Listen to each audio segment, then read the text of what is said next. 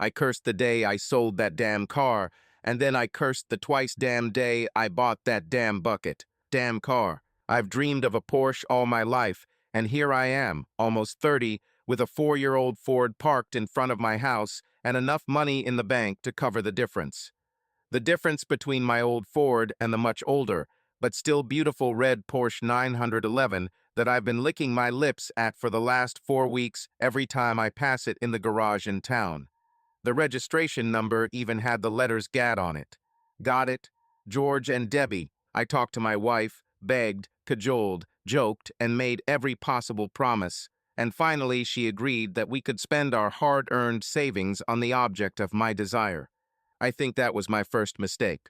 Looking back, Debbie and I weren't exactly suited to the Porsche. The Ford was more our type, maybe a GTI or even an MX-5. But like I said, I've wanted a Porsche for so long that I couldn't wait to get behind the wheel once it was mine. God, George, Debbie smiled, getting into the car for the first time. I'm not sure I feel comfortable in such a car. You look beautiful, darling, I told her happily, smiling at my pretty young wife, imagining how she would look even better in a short skirt and revealing top than in the usual dresses she usually wore. That was probably part of the problem. Neither she nor I were fans of clubs or bright lights. We were both teachers at different schools in our small town in Bedfordshire, where we had both taught since leaving college. I worked there for almost 5 years, and Debbie, who was 2 years younger than me, was a little less. We met in college when I plucked up the courage to approach her freshman year and offer to share a blotter since it turned out we were the only ones in the class who were still using a real fountain pen. She looked scared at first, not knowing how to respond, not realizing that I was experiencing the same emotions. How we got to this point will remain a mystery, but we dated all that year, and it wasn't until our 6th date that I finally dared to kiss her. Debbie was a really pretty girl, only 5'2", with long brown hair that she almost always wore in a bun. She was slender and neatly built in a homely sense. Her breasts were not very large, but very firm and elastic, which I was able to confirm much later. As you might have guessed, I finished college, got a job in Bedfordshire, and when Debbie arrived a couple of years later, a wedding soon followed. So here my sensibly dressed wife and I are sitting in our Porsche, and don't we feel great? I went on our first trip surprised by the power available compared to my previous cars and was delighted. And I continued to enjoy it for the next 4 months, which was inconvenient since the 3-month warranty had already expired. When I first heard the noise, I ignored it, imagining it would just go away. The second time I couldn't pretend he wasn't there anymore, and by the time we got home from school that evening, we both knew something was wrong. A trip back to the garage where we bought the car didn't help much as we were referred to a specialist in Luton. Gearbox problem, mate, the oily mechanic told us with a sad look on his face. All the gears and bushings on these things. I wouldn't travel far with such a problem. You can imagine how dejected we both were. All our savings went into buying this damn thing. I have a spare in the back room, he encouraged us. If you leave the car with me, then everything will be ready by Wednesday. Well, at least that cheered us up a little, and Debbie hugged me and smiled a little in support. How much is it? I asked, feeling more confident. 3,000 for the box plus labor, he stunned us. 3,000. I cried out in disbelief, feeling cold inside at the thought of such an exorbitant amount. Yes, mate, he confirmed. 3,000 plus another 1,000 or so for labor and gaskets. Plus VAT, of course.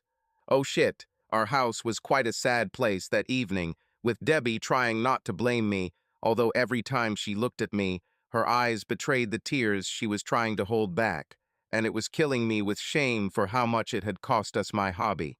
We can't afford this, you know, George, Debbie finally said. I know, honey, I agreed, feeling defeated. I'll ask the guy how much he'll give us for it. I'm sure everything will be all right, George, Debbie consoled me, although it was clear from her face that she understood perfectly well that everything would not be like that. Not interested, mate, the mechanic told me the next morning. As soon as the gearbox fails on such a car, it means that other problems will follow. I don't need such troubles. But what can I do? I begged. Pour thick oil into the box to muffle the noise and sell it, mate, he suggested without much interest. But I can't just sell it to someone knowing there's a serious problem, I objected. It wouldn't be fair. Then send it to auction, mate, he continued. That way you won't even have to see the poor guy who buys it. Thanks for nothing, I thought as I carefully drove the damn thing home that evening, praying that the noise wouldn't suddenly get louder and not knowing what to do. Debbie and I talked about it for several hours that evening, hating having to lie to someone but not knowing what else we could do. So the following Saturday, we bought some thick oil, and most of my Sunday morning was spent changing it, which was difficult at best. The following week, the Porsche was delivered to a local car auction in Bedford, and we waited. A call on Friday confirmed the good news that the car was indeed sold, but the bad news was that the top bid was much lower than what we paid for it. We certainly expected the auction price to be lower than what we paid, but it was still a hard blow. Well, this is the end of your dream for several years, dear, Debbie consoled me, looking at the used Volkswagen parked where the Porsche stood so proudly. Our savings were spent on this unsuccessful adventure. But at least you lived through it for a few weeks. Thank you, darling, I sobbed, hugged her, and pressed her to me. The main thing is that we are still together. Life returned to normal for 3 weeks. Our smart car coped with all the tasks assigned, taking us both to and from school every day. Of course, we were asked about the sudden disappearance of the Porsche that caused such a stir when it first showed up in my school's parking lot, but we brushed it off, saying that we simply changed our minds when we realized how much running costs would cost. It wasn't entirely true, but it was close enough and, frankly, a bit of a face-saver. Mr. Adams, the voice on the other end of the line demanded when I picked up the phone shortly after that evening. Mr. George Adams? He says, confirmed I. Is this Mr. George Adams who owned the Porsche 911 that was sold at auction last week? My legs felt weak and my stomach churned, knowing that damn Porsche was back to haunt us. Are you still there, Mr. Jones? The now threatening voice demanded. You sold it, I believe. Yes, I muttered in response to uncertainty. How can I help? I think you know what we're talking about, Mr. Adams, don't you? Said the voice, and my silence only confirmed it. And what are you going to do about it, Mr. Adams? Continued the man on the other end. What are you going to do with the non-functional gearbox that you sold me? Transmission, I asked, knowing full well that I was losing. What gearbox? I'll tell you this, Mr. Adams, he continued, ignoring my denial. We will come to you to discuss this issue. We got your address from your documents, and we'll be with you in half an hour, so you better think about what you're going to do about it. Before I could say anything, the phone went off, and I was left standing there, shaking. I called Debbie and told her what happened, and she burst into tears. I told you I shouldn't have bought that damn car, she sobbed. I knew it would lead to trouble. We were still standing there when, a quarter of an hour later, the doorbell rang. I sent Debbie into the other room and carefully opened the door, ready for my responsibilities to form partly in my mind as 3 men, big men, walked past me. So George, the middle one, with short cropped hair and a scar on his face, began to say, "Where's my money, you stupid bastard?" "What money?" I muttered in response, looking at his height of about 6 feet, massive build, and stern expression on his face. You bought the car, we didn't declare the condition, so the gearbox is your problem. How will a broken leg be your problem, you mean? He answered rudely. And this will only be the beginning. What do you mean? I muttered, horrified by our situation. You won't. Don't tease me, honey, he shouted at me, the anger in his dark, menacing eyes obvious. 10,000 pounds exactly, and the car is yours again, but you'll have to pick it up in London, where the bloody gearbox is broken. This is what I paid for the damn thing, and this is what you're going to give me back. But I don't have 10,000 pounds, I told him. That's why I had to sell it. Well, you have half an hour to find them, honey, he threatened me, approaching me and looking straight into my eyes. But I can't, I answered as confidently as possible. You can't do that. That's enough, Jimbo. the leader said to the huge black guy standing next to him. But don't break anything just yet. I began to step back across the room as this nightmare in human form advanced towards me. I admit I was terrified, damn terrified. This Jimbo was even bigger than the first guy, with muscles that seemed like they had muscles of their own. His bald, shaved head only added to his intimidating appearance. I cried out in pain as he grabbed my arm and twisted it, lifting it behind my back until I thought it was going to break.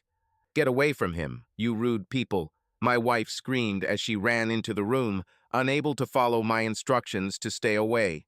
"Leave him alone." "Well, what do we have here?" the leader said with a grin, looking at my pretty young wife. "You're cute, aren't you?" "Too thin, if you ask me," exclaimed the third goon, a long, thin slob. "But perhaps, dear."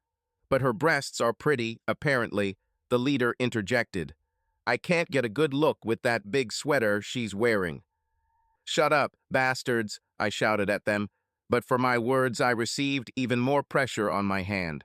"Leave him alone," Debbie pleaded as I cried out in pain again. "Break his damn arm, Jimbo," was the answer. "No, please don't. Please don't," my wife screamed as my screams turned into cries of agony. "Wait a minute, Jimbo," the leader ordered my tormentor, and I breathed a sigh of relief as I felt the pressure on my poor limb ease. "Take off your sweater, honey," he ordered my poor Debbie. "Let's see what you have there." "No, I can't," she sobbed in response, with horror on her face. "Under my sweater, I only have a bra." "So much the better," thundered the one who was holding me. "Come on, girl. Give us a show." "No," Debbie screamed, tears streaming down her face. "Break his arm, Jimbo," suggested the leader. "No, please, no," Debbie screamed in despair. "Okay, I'll take off my sweater." "Don't do this," I started, but was interrupted by another wave of pain that almost made me lose consciousness. My eyes filled with tears of pain and humiliation as I watched my wife hesitate, then reach for the hem of her sweater and slowly pull it over her head. She stood there, her beautiful, firm breasts covered only by her lace bra, her eyes downcast, too ashamed to look up. "Not bad for such a small chest," remarked the third thug. "I like small breasts sometimes," objected Jimbo, the black giant still holding me. "Especially small white breasts like this girl's." "I think I agree with Jimbo," the leader laughed, looking around at my half-naked wife. "These breasts look pretty good to me, and I think we should get a good look at them." My protest was cut off by another flash of pain, and Debbie just stood there, saying nothing and doing nothing as the three of them looked at her with grins on their cruel faces. "You know I can tell Mike to take your bra off for you, don't you, sweet girl?" the leader said to my poor wife. "And neither you nor your hubby can stop it." "I know," Debbie muttered, barely audible. "Sorry, what did you say?" Ted teased her. I didn't hear it properly. "I know you can, bastard," Debbie replied, looking into his eyes and straightening up. "Why don't you just do it?" "It's not so fun, honey," he explained. "I want you to take off your bra yourself. I want your hubby to see you baring your breasts for us, and I want him to feel ashamed for trying to deceive me." "No, I won't do it," Debbie replied, her voice shaking from emotions. "Christ, I love this," Ted said, addressing no one in particular. "I wonder how we can convince you." Debbie just hung her head, not knowing what to do. "Listen, little one," he continued after a few moments. "Take off your bra and we'll leave you alone for a while. I promise we won't hurt your husband." "You promise?" Debbie asked hopefully. "Do you really promise?" "I promise, darling," he replied, grinning wickedly, knowing that she had fallen for his bait. "Take off your bra and let us all feel your breasts, and we'll let your hubby go." "No groping," my wife shouted. "You didn't say anything about touching, just that I should take off my bra." "I will do it, but without touching." "Things are changing, I'm afraid, my little one," he continued to tease her. "Take off your clothes and let us touch you. It's not much I'm asking." Debbie gritted her teeth and refused, looking at him with hatred. "Okay, girl," he grinned, enjoying her discomfort. "Mike here doesn't seem all that interested in your little tits, even though they're cute, so we'll rule him out. Take off your bra, and only two of us will be able to touch them." "No, bastard, no," my wife screamed, shaking her head. "I won't do this." "Then just one of us, darling," he suggested with a grin, enjoying her humiliation. "Christ, how I'm enjoying this, guys." Debbie didn't say anything, just shook her head. "Listen, my beautiful," Ted continued. "Only one of us will get to play with these beautiful breasts, and you can choose who it will be. Jimbo or me, or even Mike if you want. How do you like it? That, or we'll break your hubby's arm," he added with an evil grin when she didn't respond. "Come on, girl, think about it." "Well, I definitely won't choose you," Debbie snorted, thinking she had outsmarted him. "Of course, dear," he answered with a grin. "I never expected it." "Well, who will it be, my beautiful? Jimbo or Mike?" "Jimbo," my wife whispered, and I felt something inside me snap. "No, Debbie," I cried in despair. "I have to," she screamed back, begging me not to interfere. "Please, Debbie, don't." "I must," she repeated. "Jimbo, so you chose?" Ted continued, enjoying our little drama. Lucky guy. No one spoke for a few moments. Three of them just smirked at my poor wife. "When should I do this?" she finally asked. "When you're ready, dear," he tormented her, placing all responsibility on her. Slowly, with her eyes downcast, she reached behind her and unclasped her bra, holding it in place for a moment before letting it fall, revealing her juicy little breasts that stood before us like two ripe apples, their tips quivering as she trembled with shame. Come on, do it," she sobbed when no one moved towards her. "What to do?" Ted teased. "What do you want us to do?" "You know what I mean," Debbie moaned through clenched teeth. "For God's sake, just do it." "Do what, my sweet?" He continued to torment her. "Tell us exactly what you want us to do." "Feel them," she sobbed. "For God's sake, feel my breasts." "I think she wants someone to feel her," Ted said to the other two. "Shut up," she shouted at him. "Jimbo, do it, please." But Jimbo didn't move. He still held me and knew full well that his boss was getting his way. "He seems a little busy, honey," Ted almost sang to my half-naked wife. "He can't let go of your hubby, and those beautiful breasts will be wasted on Mike."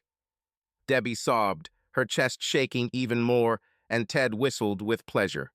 "I'm staying, my dear," he continued. "You want me to take Jimbo's place?" "Yeah, just do it," she whispered, giving up.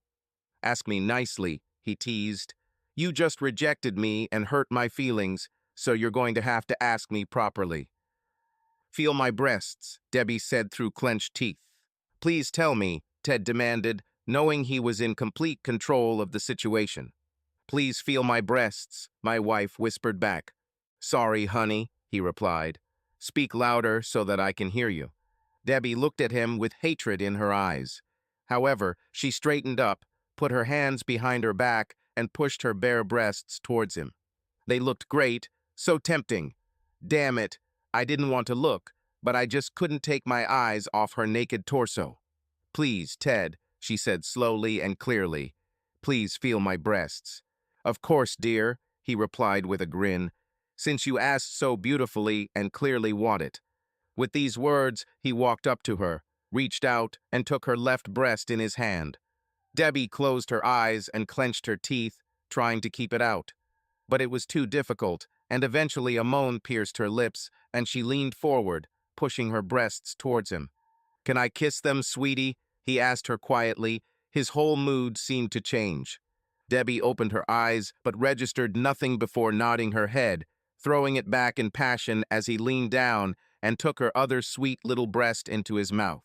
This time the moan was louder and more focused, and she grabbed his head, pulling his mouth to her breast, pressing it hard against his captivating lips.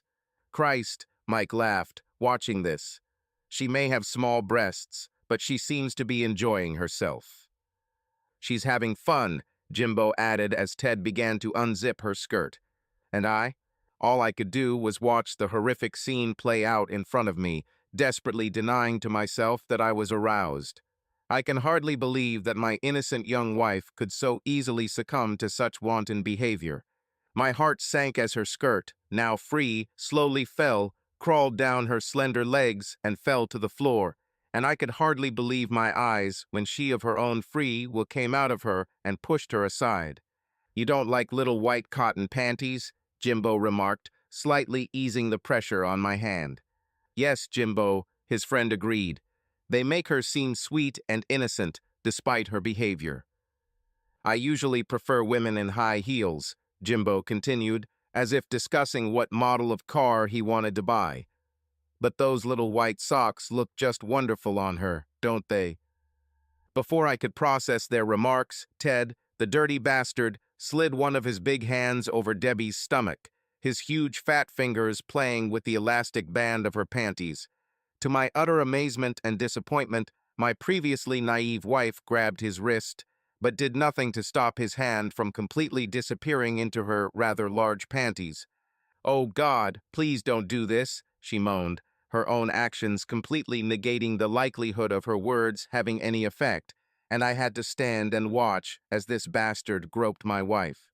I cannot describe the pain and hopelessness that gripped me. Then I heard a cell phone ring behind me, and to my surprise, Jimbo simply let go of me, freeing his hands to take the phone out of his jacket. By then, poor Debbie's panties were already halfway down her thighs. I couldn't move. I felt paralyzed, disgusted but mesmerized by the sight of my wife being stripped and groped. Jimbo was busy on the phone, and Mike wasn't paying attention to me, leaning forward trying to get a better look between my wife's legs. But all I could do was stand there with my mouth open, looking at this thug who was physically raping my wife's body right in front of me. "How does it feel, dear?" Ted teased Debbie. "Oh God, yes," she moaned, which was an outright lie. "Ted," Jimbo called, covering the phone microphone with his hand. "We have a problem, boss." "Can't you see I'm busy, Jimbo?" he complained, almost without looking up from Debbie's body. "This is Horsman," Jimbo explained with an expression that everyone seemed to understand except me. He got mad again. "What?" Ted exclaimed, releasing Debbie, who almost fell to the floor. "Horsman? Horsman? Is that bastard on the loose again?" "I'm afraid so, boss," Jimbo confirmed casually. "We have to calm him down before he kills someone in the club." "Damn him," Ted spat, looking at Debbie, who was still desperately holding on to him, still lost in her own feelings. "Sorry, love. I've got to go. Next time." Debbie's answer tore apart the last vestiges of my world. "It's okay, Ted," she told him, even smiling at the bastard. "I understand." I was left standing there, completely broken, as my wife, my naked wife, went to see off these three thugs who had just violated her body, forcing me to watch the whole terrible scene. I stood there for a good 5 minutes, probably longer, in a state of shock at what they could have done to her on the other side of the door, waiting for her to return. I knew I had to do something, somehow to react, but I was completely at a loss in a world that I did not understand. My wife, my previously shy and reserved Debbie, on the street, completely naked, with three strangers we've never seen before. I couldn't believe this was happening. I was paralyzed. Then I heard the front door slam, and, snapping out of my semi-trance, I hurried to look out the window, fearing that they might have taken Debbie with them. I was relieved to see the three of them get into a huge new Mercedes parked outside, and was able to calm down a little as they drove away. What does a person who can afford such a Mercedes do, buying an old used car, even if it is a Porsche? I didn't know I had no idea, but the thought still came to my mind. "I'm sorry, darling," she said quietly to me, returning, wrapped in a large towel that she found somewhere to cover her nakedness. "I think I got a little carried away." "Debbie," I almost sobbed. "How could you? How could you behave like this?" "I'm sorry, darling," she sobbed in response. "I already said I'm sorry." "But for Christ's sake, Debbie," I shouted at her, losing control. "You let him touch you. You let him touch you. You let him grope your breasts and finger you." "What could I do?" she screamed in despair. "They hurt you, and I thought they would break your arm or something."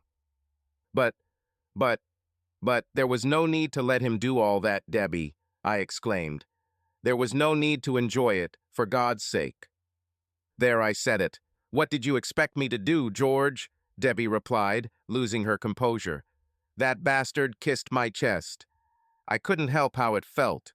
I couldn't help but react to what he was doing to me. Damn it, George, I'm sorry if this upsets you, but it felt good and I lost control. But why did you go into the corridor with them? You were naked, for God's sake. I had no choice, dear. They forced me.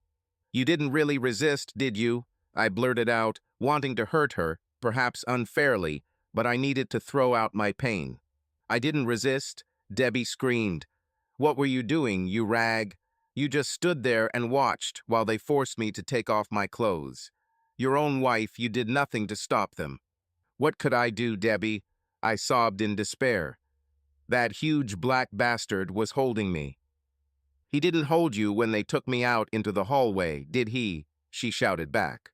Where were you when Ted invited the other two to feel me up? Where were you when I had 3 pairs of hands on my naked body? I don't know, Debbie, I muttered miserably. Images of Debbie completely naked and surrounded by 3 men who could not push her hands away floated before my eyes. I was so shocked that I couldn't react. Well, don't blame me, bastard, she replied angrily.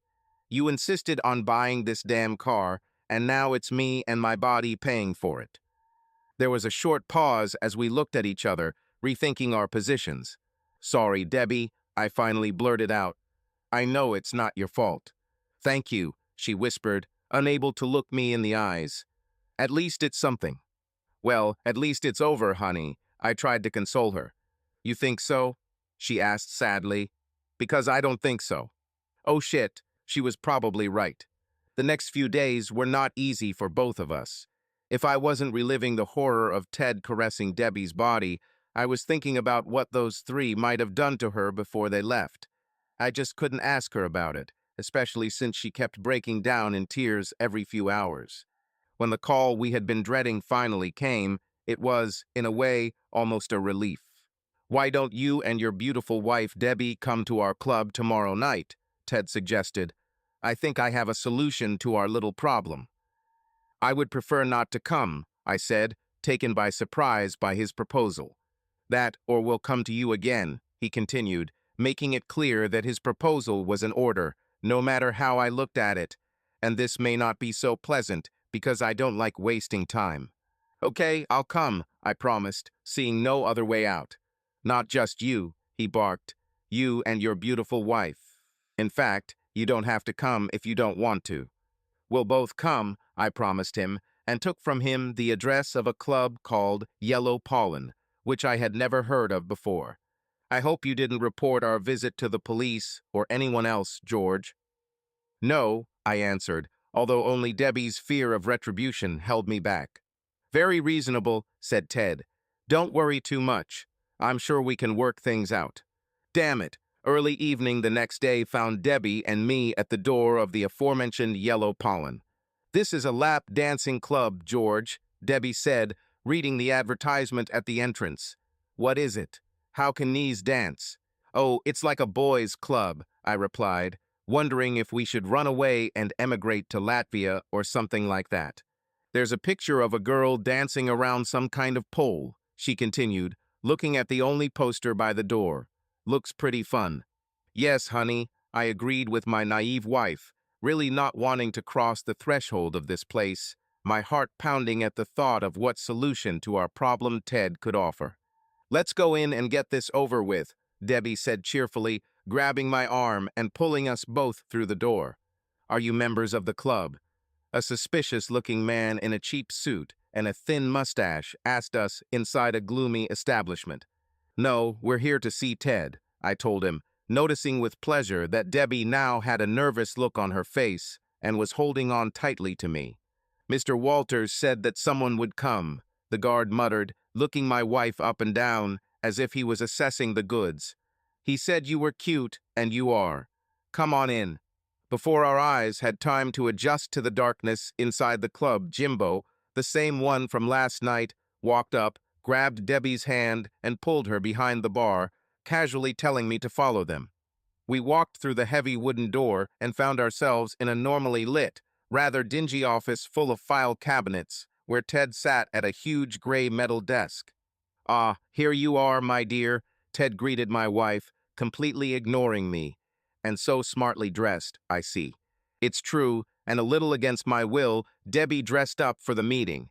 Now, when I say dressed up, I mean she put on her best going out clothes, although they were hardly sexy or even very fashionable.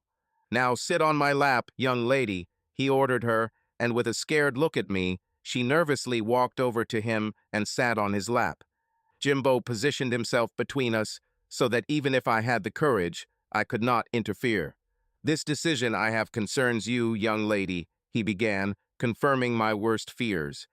Usually, when I interview new female candidates for jobs here, I ask them to take off their clothes, but since I've already seen and felt the product, I think we can skip that for now. "Wait a minute," I started to object, but to my surprise, Debbie interrupted me. "Let's hear what he has to say, George," she suggested. "Very reasonable, young lady," Ted chuckled. "I'm glad to hear you're not going to make any trouble." "So what job am I interviewing for?" she demanded more confidently than I expected. "If you think that I will be one of these dancers, then you are very mistaken." "We don't call it that anymore," Ted replied with a smile. "Besides, an innocent girl like you will need quite a lot of training before we let you do this." "So what do you expect from me?" Debbie asked. "First, as a waitress," he answered, wrapping his huge arm around her slender waist. "Then maybe we'll try you at the bar." "Well," Debbie began nervously, "I've never been a waitress, but I can probably handle it." "Now listen, I don't." I began, but my objections were interrupted by a poke in the ribs from Jimbo, who almost knocked me to the floor. "How long will I have to work to pay off the debt?" Debbie asked Ted, giving me a sympathetic look. "Oh, we'll see how it goes, honey," he replied. "How many nights a week can you work?" "Maybe 2, she suggested hesitantly. "Let's call it 4, he countered. "You start at 9 every evening until closing." "What time will it be?" Debbie asked, but Ted just shrugged indifferently. "Well, the sooner you start, the sooner you'll pay off your debt," was the closest I got to an answer to how long she'd have to work, and the conversation that followed made me feel sick.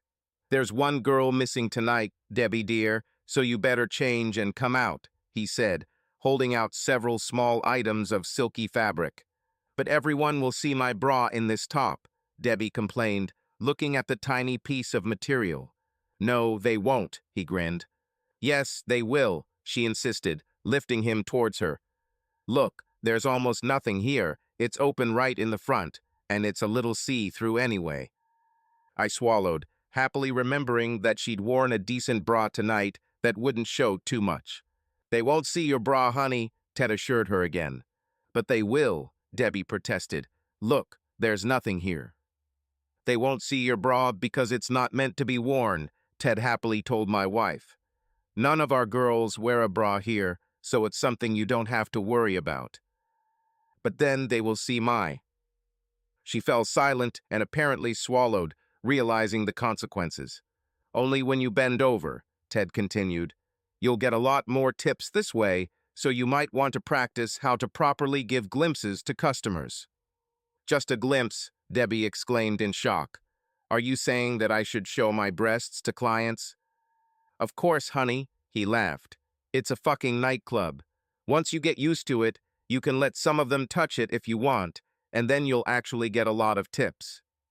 Debbie stood there silently, her mouth open, trying to process what she had just been told, while Ted continued to make surprises.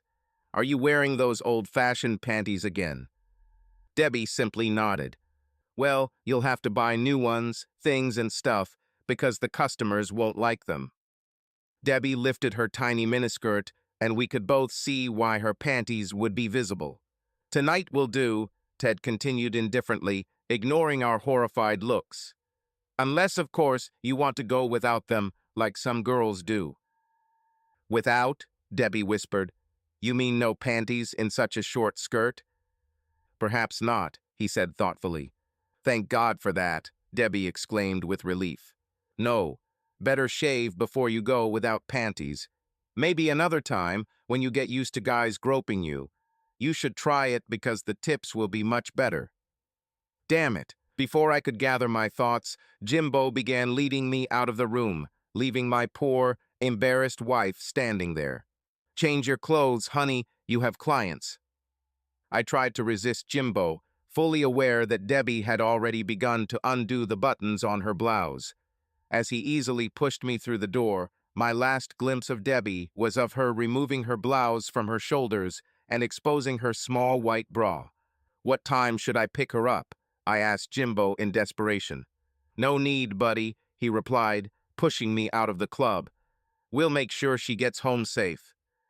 But what time? I demanded, mentally imagining my poor Debbie stripping back down in that office. Who knows, he answered.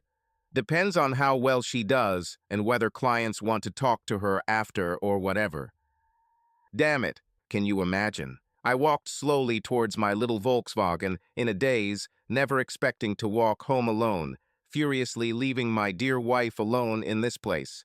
The drive home was a nightmare, and I stopped a couple of times when I felt like I was about to burst into tears or something. I thought about going out and buying a gun or something, but in the UK, it's almost impossible for a regular guy like me. It only got worse when I got home, and neither the TV nor my magazines could hold my attention for more than a few minutes, and I ended up sprawled on the sofa complaining about my lot and worrying about how my poor Debbie was coping. Midnight passed, then 1 a.m., and Debbie had already been out of the house longer than she had been in years. I think I dozed off at some point, but I was brought back to reality by the roar of a powerful car approaching the house. Instantly, I found myself at the window, stunned by the sight of a gleaming Aston Martin DB9 parked outside. The car is worth at least £100,000, and this bastard put us through this ordeal for the sake of an old Porsche. Why the hell did he even buy it? My heart was racing as I stood there looking at the car, unable to see what was going on inside, afraid to let my imagination run wild. After some time, but probably not, the passenger side door opened and a pair of long, naked legs poked out. A lovely pair of bare legs that were familiar to me, with a pair of high heels that were not. Debbie closed the door and leaned back toward the window for a moment. Long enough for a kiss, but maybe not. Her tiny skirt that she wore home rode up over her bottom, revealing her white cotton panties. Well, at least she left them, apparently. She teetered on the driveway in unfamiliar heels, turning to wave at the powerful car as it drove away, hiking up her small skirt as it rode further up her thighs. By the time she reached the front door, I was already there, and Debbie jumped back in surprise when I opened it. "You're still awake," she said hoarsely. "Of course," I confirmed, looking at her partially exposed breasts in disbelief. "How was it? Are you okay, honey?" "I'm fine, but I'm very tired, George," Debbie replied, her eyes clearly closing with exhaustion. "I need a shower and then sleep." "But what happened, honey?" I pleaded with her, desperate to know what she was going through, praying that she wouldn't have to endure too much unwanted attention from clients. "Just wanted to know, damn it, tomorrow, dear," she said, hugging me for a moment. "I really don't want to talk about it tonight, and I must smell like a brewery with all the alcohol spilled on me." With these words, she slipped away from my arms that held her and left me standing and watching her wearily climb the stairs. "But please, Debbie," I shouted after her, following her to the bottom of the stairs, not knowing whether to enjoy or be disgusted by her white panties as the skirt rode even higher up her thighs with every step. "It's okay, darling, but not now, darling, tomorrow," were her last words as she disappeared from sight, leaving me standing there, disappointed, harmonious, and unhappy. Of course, she came to bed, but she was in the shower for a long time. She asked me to hold her, and within minutes she was fast asleep, which is more than I could say for myself. I lay there for most of the rest of the night, wondering what the future held. I wondered what kind of humiliation Debbie had to endure and tormented myself with thoughts of what she might have to do in the coming weeks. I was angry at myself because I couldn't seem to do anything about it. The next morning came too early, and we both started getting ready and headed off to our respective schools, me avoiding the questions that needed to be asked and Debbie avoiding my gaze. The day seemed endless, and it was no surprise that I didn't perform at my best. Then I went home. "We need to talk," Debbie greeted me. "I couldn't handle it last night, but we really need to talk." Of course, I immediately agreed, and after we had both made ourselves a cup of tea, we sat down together to begin our conversation. "Do you love me, George?" Debbie began. "I mean, do you really love me?" "Of course, honey," I assured her, wanting to hug her and make all her problems disappear. "Well, last night, George, I did things you wouldn't like," she continued, making my stomach clench painfully. "I did things I would never have imagined and let men touch me a little. I let them touch me where a wife probably shouldn't let other men touch her." "What?" I exclaimed, jumping to my feet. "Which things? Where did they touch you?" "My stomach, my arms, and several times." "Well, in other places," she whispered guiltily. "One guy put his hand under my skirt when I had a tray in my hands, and I couldn't get away so easily." "God, Debbie," I screamed in rage. "You shouldn't go back there. We'll go to the police and tell them what's going on, like we should have done from the beginning." "We can't, honey," my wife told me with a tear in her eye. "They have pictures of me in the club with my breasts bulging out of this stupid little t-shirt, and even one with some man who I barely remember pinching one of them. They are threatening to send them to my principal at school if we cause problems, and I will lose my job and never find another one." "But damn it, Debbie." I started to protest, but Debbie raised her hand to stop me. "That's not all, George," she continued. "Ted said if you caused trouble, he would break both your arms or worse." "What do we do?" I asked plaintively. "We just have to get through it, honey," she said. "With the tips I earn, it shouldn't take more than 3 months to pay off." "But I can't expect you to put up with this for 3 months, Debbie," I tried to reason with her. "No husband should expect his wife to be treated this way." "Everything will be fine, George," my wife continued, rising to place her hand on my arm. "I'll be fine, I promise you." "No," I said, "I just can't let you suffer like that." "This is the worst thing, George," Debbie said then, looking at me almost despairingly. "What exactly?" "Promise you won't hate me, George," she demanded. "I could never hate you, Debbie," I said. "What could be worse than the fact that they made you suffer?" "You are sure?" she asked nervously. "Of course I'm sure," I replied and waited for what she would say. "I liked it," she whispered quietly. "What?" "I liked it," she repeated. "The first half hour was really terrible, but once I got used to it, it wasn't so bad.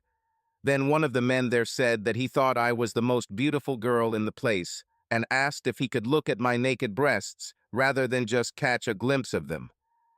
"Bastard," I muttered, not believing what my previously innocent wife was telling me. "He said he was tired of all these big breasts and that he thought my natural small breasts were beautiful." I took a deep breath to calm myself.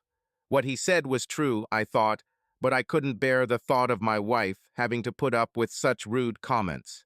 "I did it, darling," she continued, almost crying. "Sorry, but I did it." I pulled my top aside and stood there exposing my bare breasts for his inspection. And his friends, by the way. Sorry, but I just stood there, sticking them out for everyone to see. "I can hardly believe what you're saying, Debbie," I tried to say, although I couldn't help but notice the impact her words were having on me. It upset me, there was no doubt about it, but as before, my arousal was beginning to make me uncomfortable. "Damn it.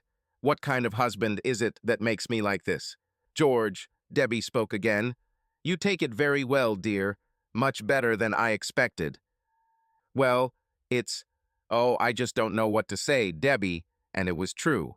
I was completely at a loss for words to describe my outrage, but I couldn't pretend that other, very strange feelings weren't surfacing. "There's something else you'd better know, darling. It's better to tell everything right away, since I've already started." "What else?" I had no idea. "That evening," she began to explain, "when Ted told me to take off my top, I couldn't believe I actually did it. But by the time I was left in just my knickers, I was desperate to get all of my clothes off. I felt so hot and horny, George. I just wanted to take off the rest of my clothes and was afraid that they wouldn't force me to strip completely.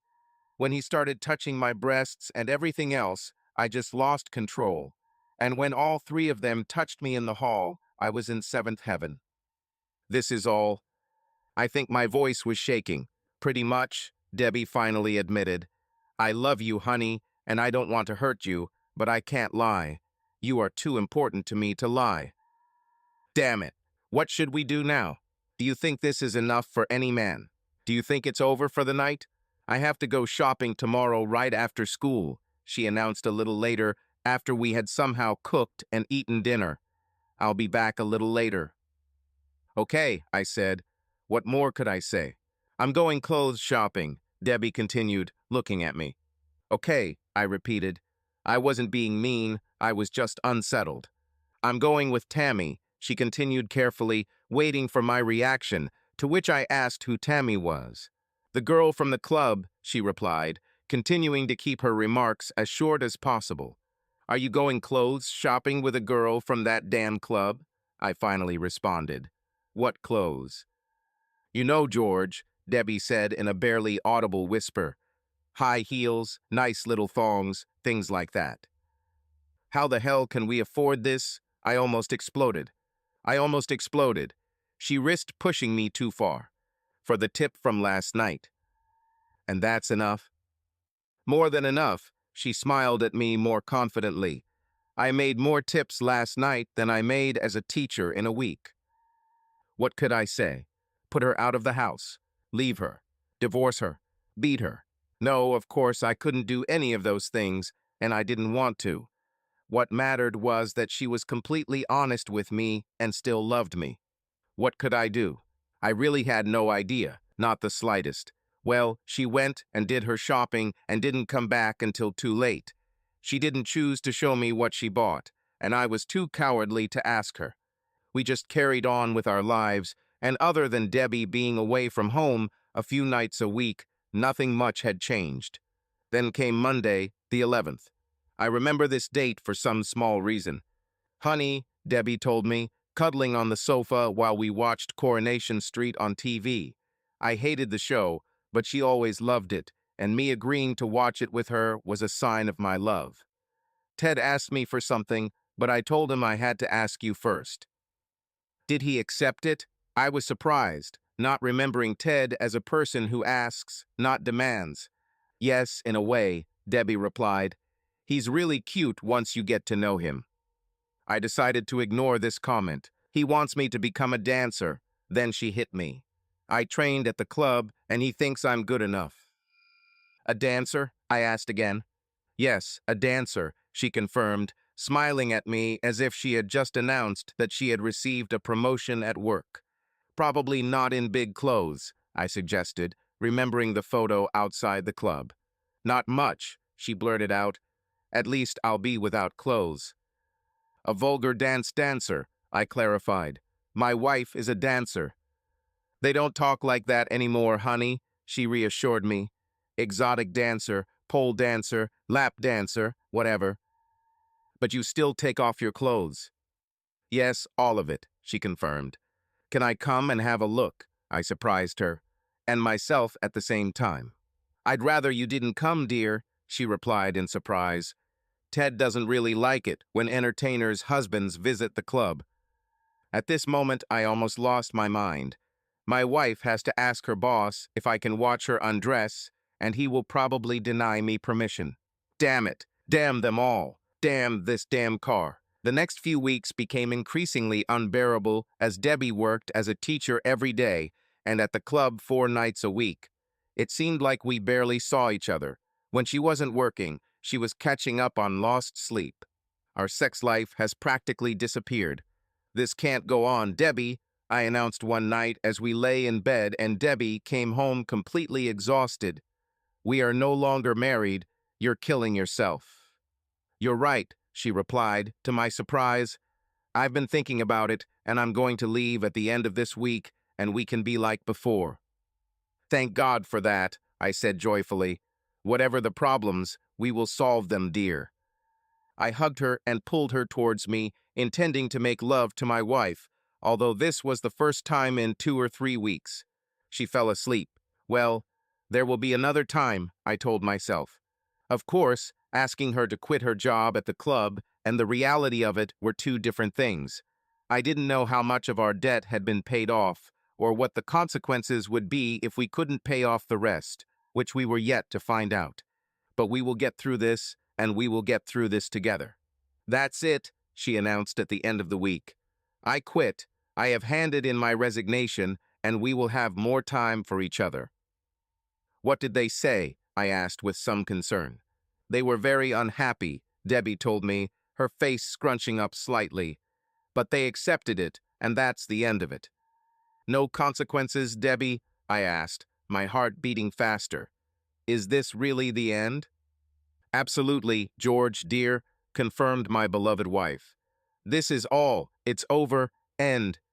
God bless. I thought we would never get through this, and I owed so much to my wife for going through what she did. I didn't know how to thank her, but I promised myself that I would find a way. The weekend passed, and we spent a lot of time together, although she was so tired that we only managed a couple of short sessions. Nothing special, but a new beginning for the two of us, away from the clutches of these criminals, and just the two of us. On Monday morning, I had to leave early for a music lesson as usual, and I left Debbie eating breakfast as usual. See you tonight, darling, I whispered to her, and she responded with a stunningly sweet smile. Everything should be fine again. It seemed that our problems were over. I should explain that on Mondays I started early, but I was allowed to miss the last lesson, and I rushed home, determined to do everything perfectly by Debbie's arrival. I wanted this evening to be special. I wanted this to be the first night of the rest of our lives. Hi, honey, Debbie greeted me as I walked through the door. Hi, Debbie, I replied, surprised. What are you doing at home? I'm making you a special dinner, honey, Debbie smiled. Now I can do this all the time.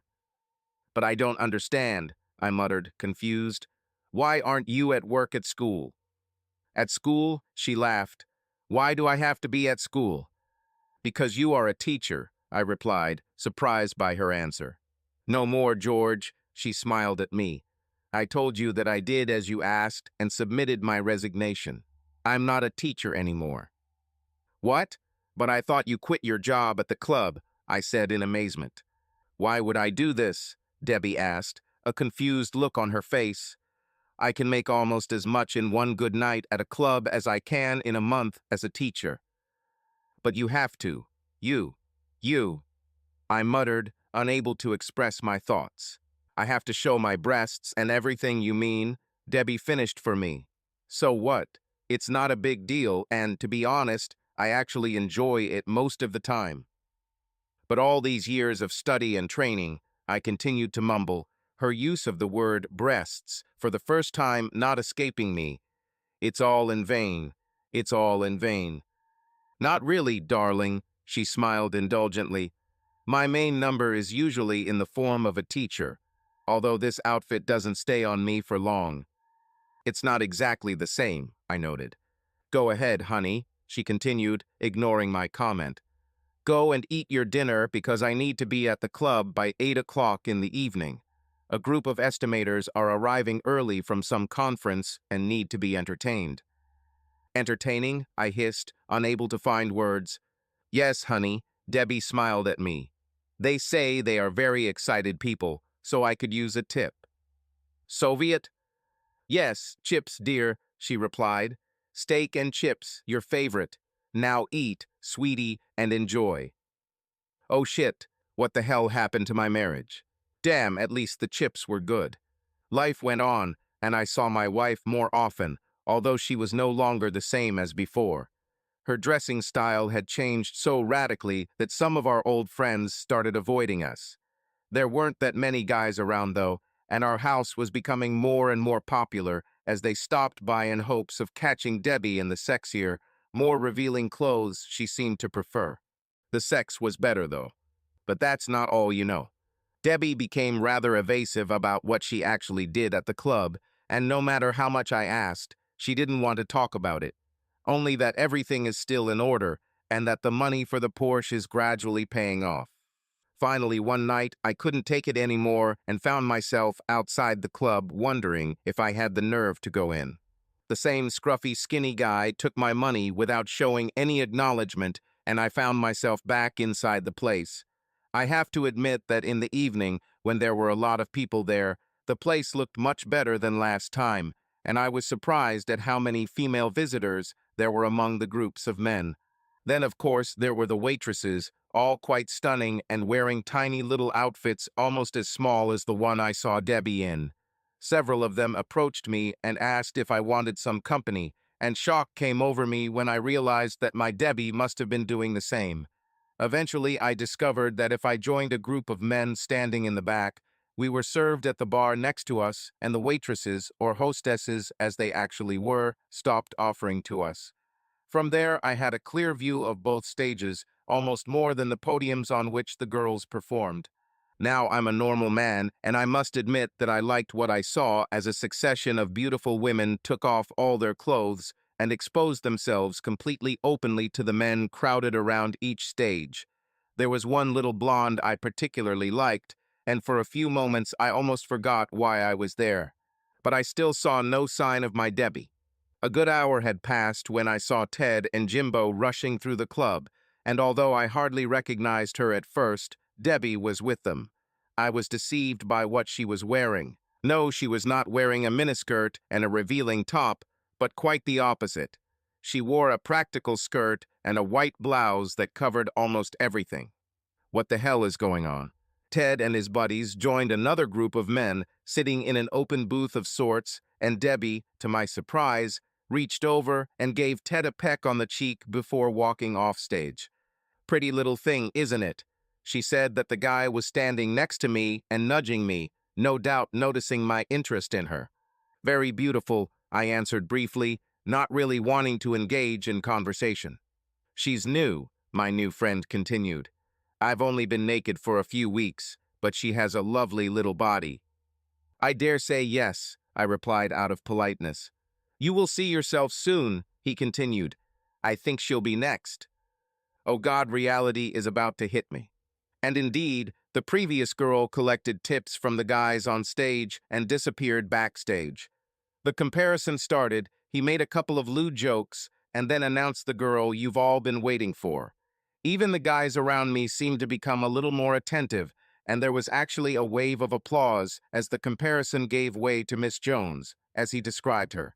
Then I understood. Miss Jones, that is, Debbie, came on stage in an outfit that I then recognized as a school teacher, strict and decent. She walked across the stage, looking at the men standing there over her obviously fake glasses, and seemed to be marking names on a notepad she held in her hands, as if she were picking up a class magazine. Right, she announced after a while, and the whole club seemed to fall silent. It looks like you boys are all here, so we'll start the lesson. I noticed that she attracted everyone's attention to a level that would have been a credit to any real class. Okay, boys, Debbie continued. What is the square root of 12,647? Accurate to 3 decimal places, please. When no one answered, she simply shook her head and tried to solve another nearly impossible math question. Okay, boys, she announced, frowning at everyone. It's really not good enough. I'll try another question, and if the boy I choose answers correctly, then he gets to choose which item of clothing I take off. Debbie continued to frown, although by then everyone else was smiling happily. That's right, boy, she shouted, pointing at a 40-year-old guy with a group of his friends. What is 2 plus 2? 4, exclaimed the satisfied player. Please take off your blouse, miss. Pulling away, Debbie slowly unbuttoned her blouse and threw it away, revealing one of her old prim and proper white bras. I hadn't seen any of them for a while and wondered where they had gone. You are a boy in a green shirt, she repeated. Where's your school cap? Left him at home, miss, the unfortunate guy shouted back with a laugh, who was then denied the opportunity because he was inappropriately dressed. The bald boy is in the back, my wife continued. What is 5 times 2? 10, Miss Jones, he growled back. Take off your skirt. Say please, naughty boy, Debbie retorted, looking feignedly angry. Don't be so impudent in class. Sorry, miss, he returned immediately. Please, could you take off your skirt next time? Of course, boy, she smiled at him, seductively unbuttoned her modest skirt, which I also suddenly recognized earlier, lowered it down her slender legs, and threw it to the side. By this time, I was already somewhat confused, not knowing whether to get angry or just sit back and enjoy it. My Debbie was more than just a dancer, she was an artist, and she clearly loved what she did. The best dancer in this place, my friend told me. Wait until you see her cute little breasts. They're fucking great. I told you so, he continued as the other student somehow managed to count 3 minus 1, and Debbie added her bra to the small pile of clothes behind her, her bare breasts on full display. Okay, boys, now focus, Debbie commanded to the admiring class of boys gathered around the stage. Whoever answers the next question correctly gets to come over here and help me take this off. The elastic of her thong snaps. They all seem to lean forward to better hear the question. Square root of 36 times the square of 5, Debbie asked loudly. 150, I muttered to the guy next to me, amused as he tried to count on his fingers. Nonsense, he said. This is 150, miss, some smart-looking guy shouted over the crowd after a minute or so. That's right, boy, Debbie smiled at him happily. Now come up here and get your reward. This confident guy jumped onto the stage. The security guards immediately tensed up so that no one would follow him, and Debbie, that sassy girl, took his hand and led him to the center of the stage, rubbing herself seductively against him. Until this moment, to be honest, I was a little carried away by what was happening. I was captivated by Debbie's great performance and enjoyed the sight of the beautiful young woman taking off her clothes just like all the other guys. To be honest, the fact that it was my wife made it even more intense. But when she said that some guy would help her take off her panties, it suddenly hit me. Suddenly, I didn't want to be there anymore. Damn it, my neighbor commented loudly. Can you imagine being there, taking this beauty's panties off? Can you imagine? Yes, I can, I muttered, feeling my heart clench, remembering how many times I've done this since we met. Not that anyone was paying attention, too busy watching the lucky guy on stage slide his fingers inside her tiny panties and slowly pull them down her legs. Damn it, naughty boy, my wife reproached him. Do that again and I'll have to give you the cane. Despite his attempts to prolong the meeting, the bouncers came and gently but firmly removed his hands from my wife's naked body and sent him back to his seat. Debbie didn't give him a second glance. However, this did not stop me from feeling bad. I've seen enough. All I wanted to do was get out of there. In theory, I knew what she was doing, but the reality was too hard for me. The worst part was that Debbie was so clearly enjoying it. What happened to my sweet little wife? I never admitted that I came to see her perform, and other than her less modest attire, there was little to indicate that she was anything other than my beloved wife. However, things came to a head when I was teaching a group of older children in the afternoon and was having great difficulty keeping their attention. They were more young adults than children, and I always had a good relationship with this class. But that day, they just didn't listen to me and were all giggling at something they were passing on to each other. What is this? I shouted, snatching the paper from one of them as he passed it across the aisle. Do you recognize her, sir? One of the guys, Nick Jones, asked me. We all thought she looked familiar. My heart sank when I looked at what turned out to be a computer printout and was horrified to discover that it showed my wife sprawled naked on the hood of a car. From the moment I saw it, I had no doubt.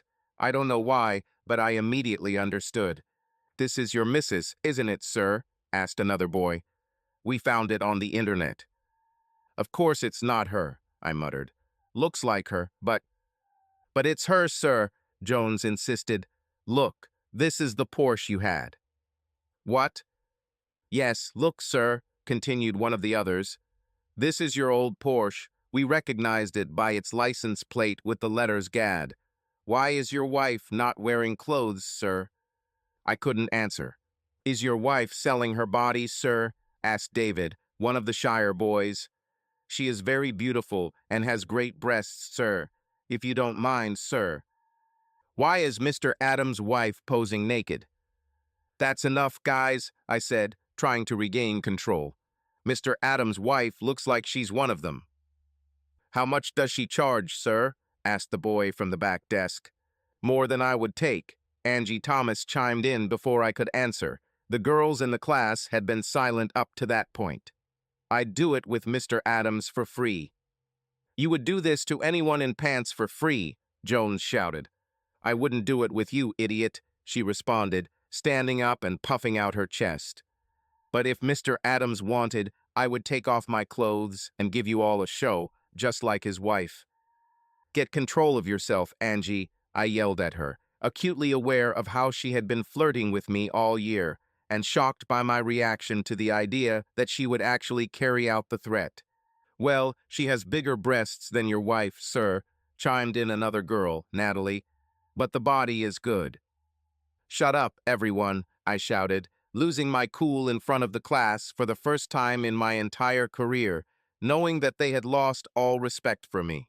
Is this really your wife, sir? Amy, the shyest girl in the class, asked quietly in the silence that followed my outburst. Why did she do that, sir?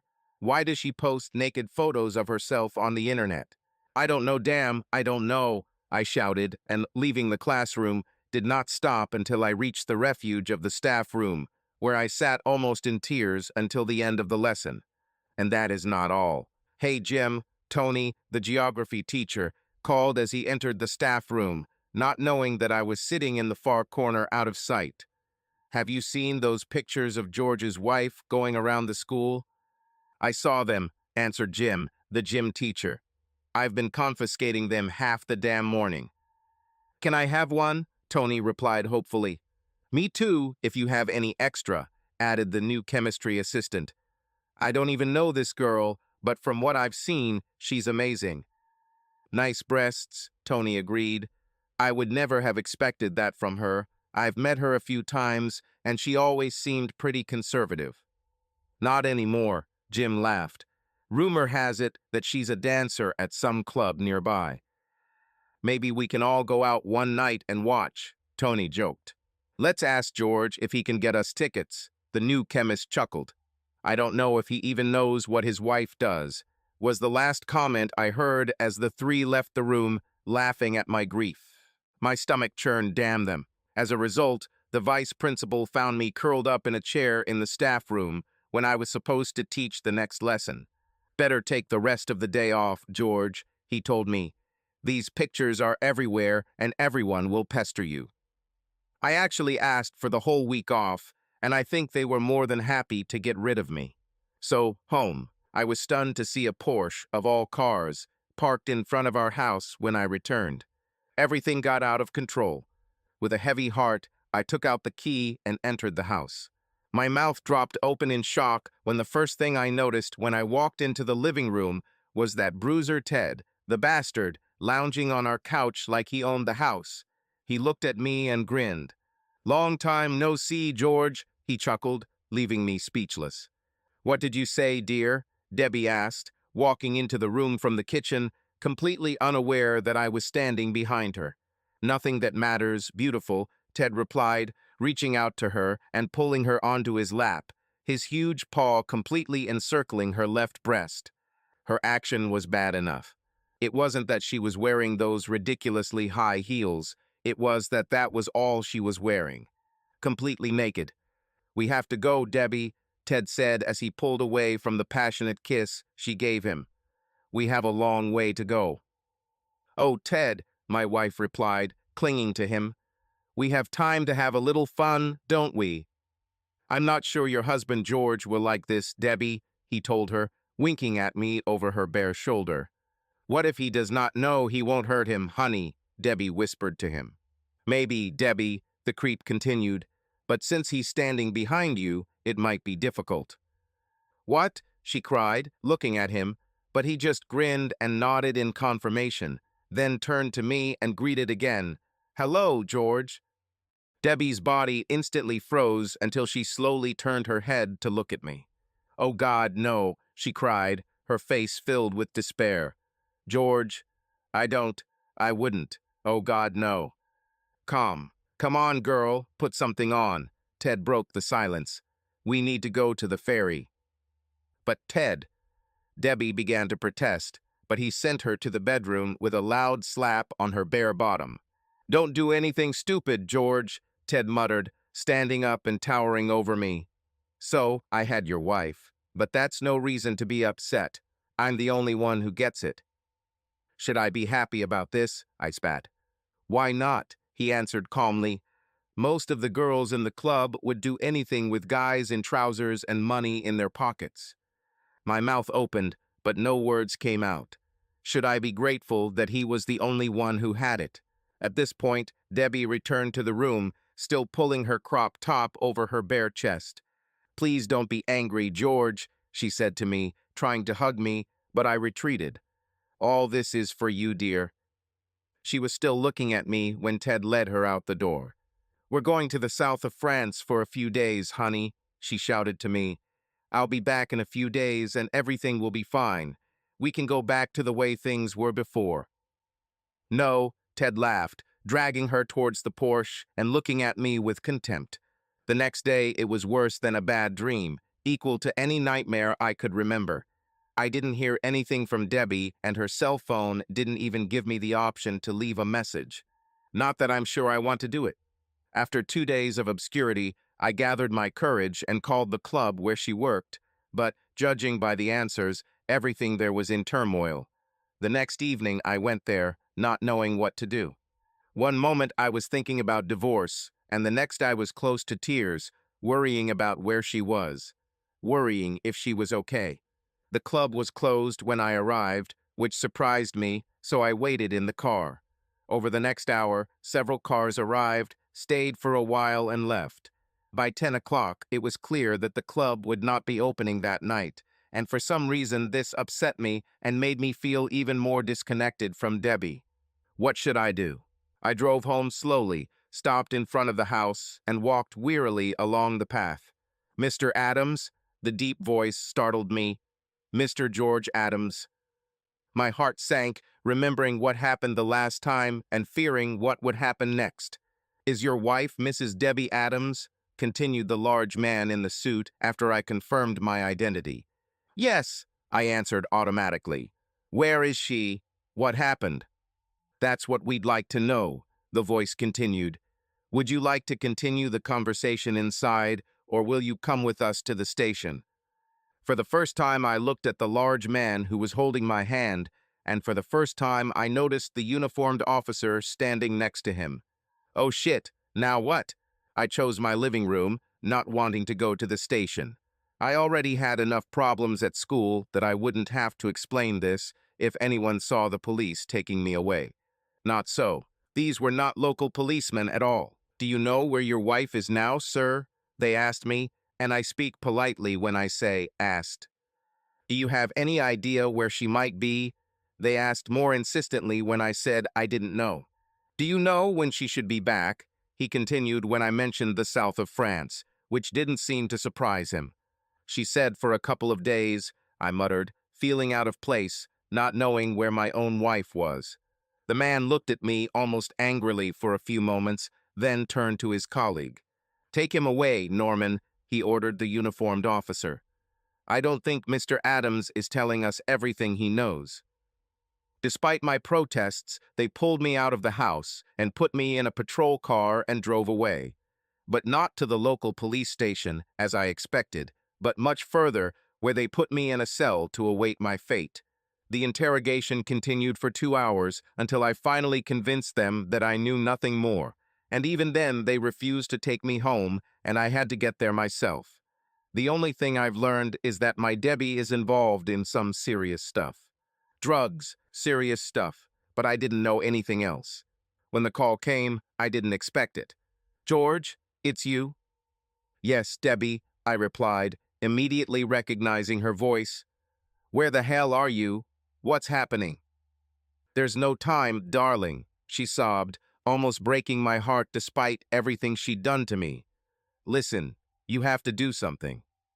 Take the Porsche and put it in the garage, she ordered me, refusing to explain anything other than where it was on the other side of London and where she had hidden the spare key. I'll contact you as soon as I can. But where are you? I insisted, refusing to comply with her request without explanation. Jimbo and I are visiting his friend in Tottenham, was all she said, bursting into tears when I asked her for some reason where Ted was. And she disappeared. The next day, I took the train into London, took the tube to the suburbs, and picked up the Porsche, which was indeed where she said it would be. I brought it home, but couldn't put it in the garage as it was full of stuff, so I left the car outside as usual. I see the Porsche is back, Mr. Adams. D. Jenkins from the Controlled Substances Unit greeted me when I opened the door early the next morning. I have a search warrant for the house, so we'll look at the car while we're here. In fact, they didn't search the house very thoroughly. They didn't seem very interested, almost as if they knew they wouldn't find anything. They let their dog roam the house, but it showed no more interest than they did. Check the car, Jenkins told the dog's handler, but this did not cause any reaction from the dog, and with a shrug, the handler packed up and left. Have you heard anything from your wife? Dee asked, a little friendlier this time than last time. I just looked at him, not knowing what to say. The car didn't come here on its own, he noted patiently. I think at that moment something inside me broke. Perhaps this should have happened much earlier, but, well, it didn't. Still, what the hell was Debbie doing? How involved was she? Why the hell did I have to take the blame for what she and did these bandits do? God, she slept with one of them behind my back.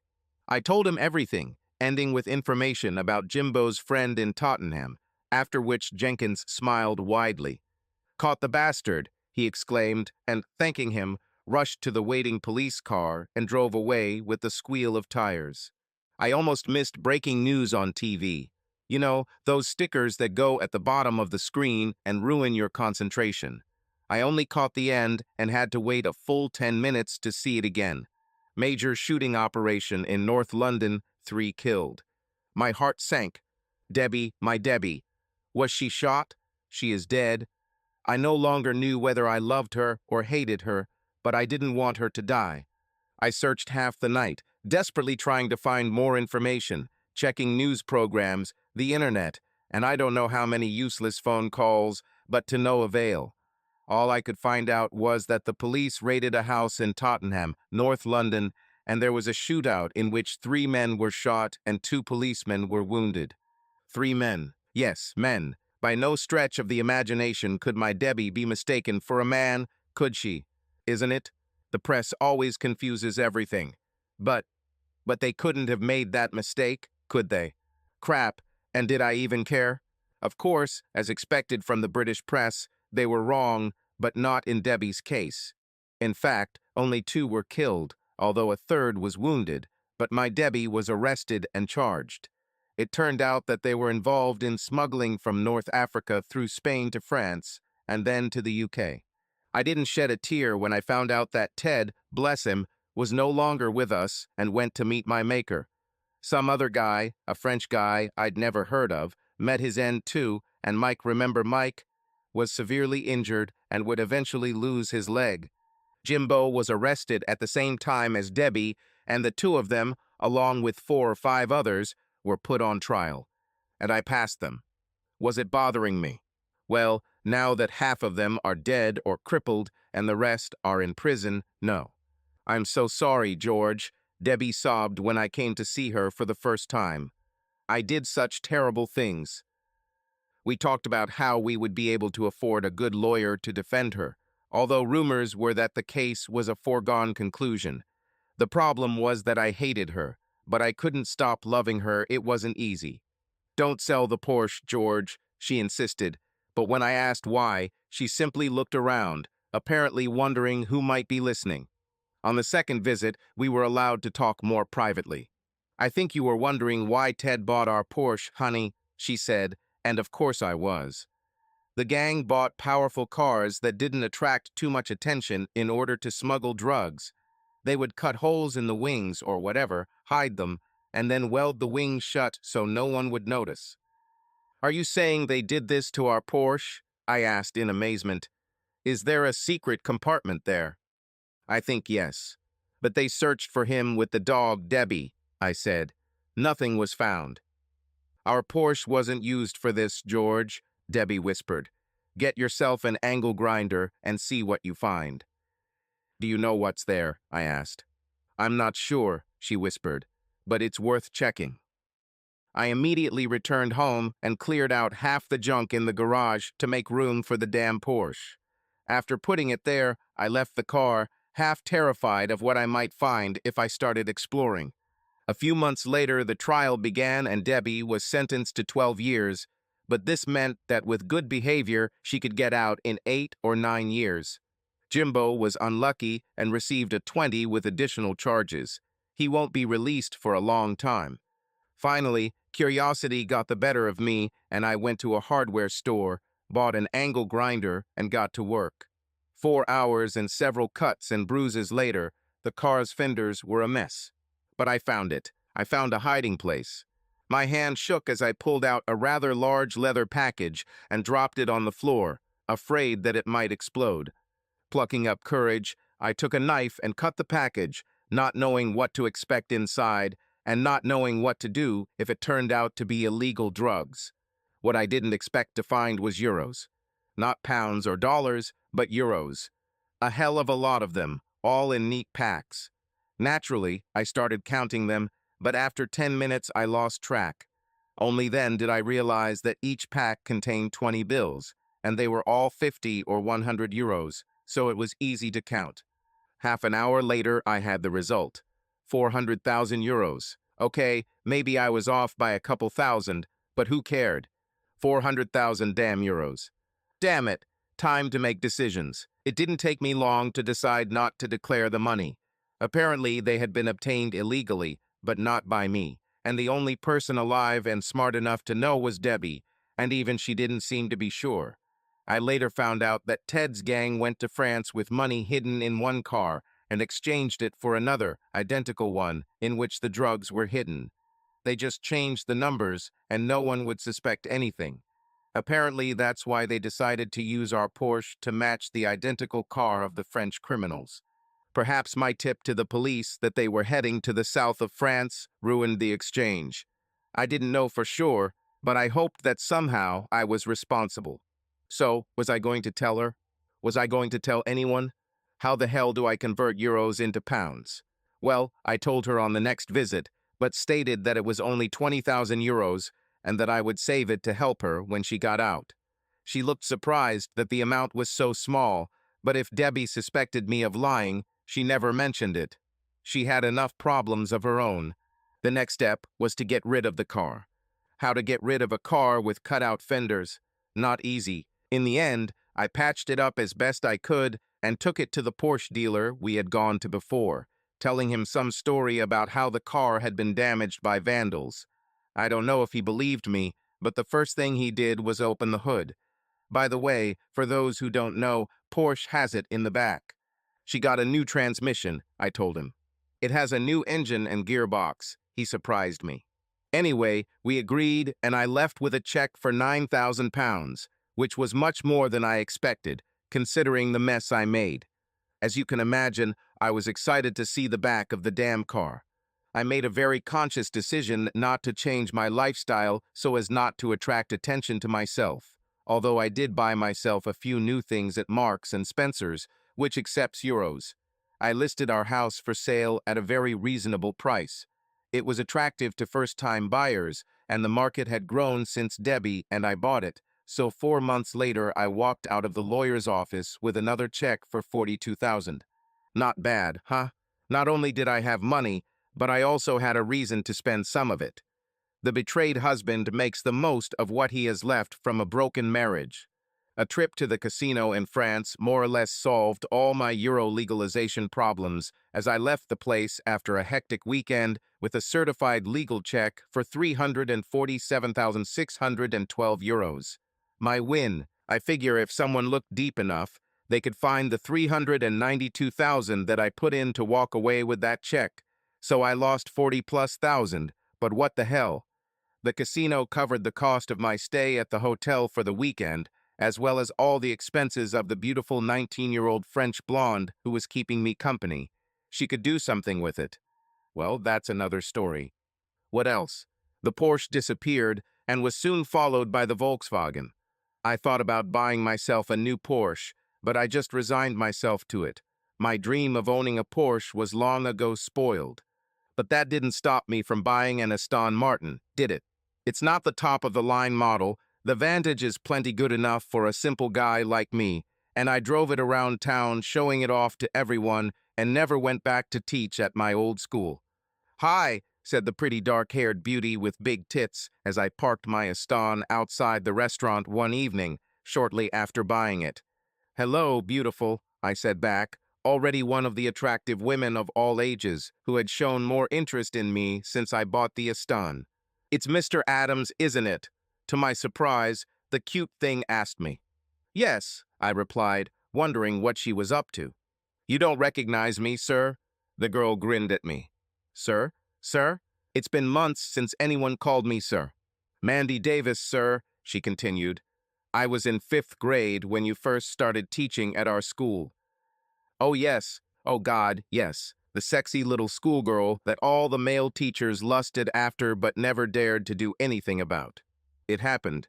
We have done it. The two of us ended up in a luxury apartment in La Rochelle on the southwest coast of France. And when we started looking for something other than having sex with each other all day and all night, we bought a boat. There are a lot of them in La Rochelle, and we ended up with a 3-year-old 40-foot yacht, which we rented out in the summer to rich Europeans with me as captain and Mandy as cook and hostess. It was great. No, actually it went on like this for almost 2 years until Mandy's job as a hostess became more important than cooking, and I went in to entertain one of our male guests, a guy who had more money in his piggy bank than I had in the world. We parted as friends, by which time I was already dating the jilted trophy wife of a billionaire, a former model, a Russian girl not much older than Mandy, who was paid several million to free her previous husband. Will this last? No damn idea, but I just think it's possible. Okay, what about Debbie, you're thinking? In my own way, I still loved this girl, but a lot of water has passed under the bridge since then. It's due out in less than 2 years, and he probably thinks I'm still waiting for it. Maybe I am. Or maybe not, and if you saw Elka, my beautiful Russian companion, you would understand why. Now by chance, like that French woman from the casino, Elka could do something to her. No, it doesn't matter. I won't bore you with such trifles. Subscribe to our channel so that your love doesn't cheat on you, and go ahead and listen to the next story, because this story is nothing compared to the next one. If you're under 18, don't even think click to the next one.